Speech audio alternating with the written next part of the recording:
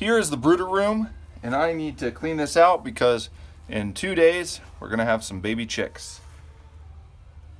First, safety first. So I gotta get my respirator. So I have my respirator, 5-gallon bucket, and a shovel. Let's get to cleaning this out.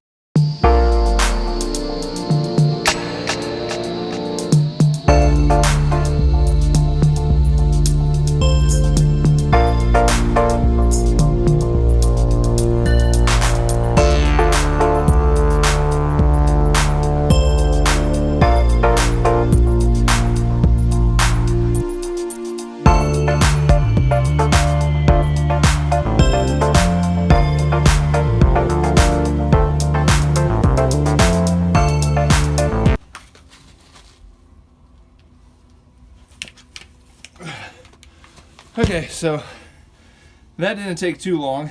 Now, you might have noticed that I used 2 5-gallon buckets. I ended up doing that because it actually was pretty quick, and by having 2 5-gallon buckets, it evens out the load when I carried it out to the garden. So let me show you what I've done here.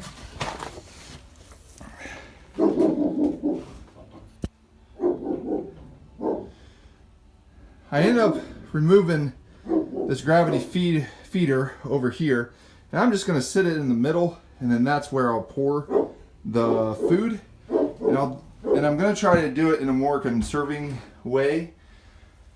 I still need to finish putting plywood over this section, but I think for 75 birds, baby chicks, I should be all right with one section of this.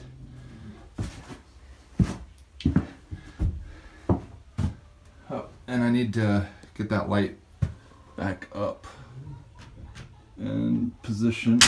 There we go. Okay, so that light really lights this up pretty good. And then I have these eye bolts that are for hanging the heat lamps. Now I'm gonna maybe have 3 or 4 heat lamps for one of these sections because I'm only using like 150 watt bulbs, and I want to make sure that there's enough heat, but I also don't want to burn down my barn. So this should be good enough. I still have to get some wood shavings to put in here, and then I'll just keep on adding it over the next 4 weeks for these birds. Well, I hope you enjoyed this video. In the next video, sorry my video cut out.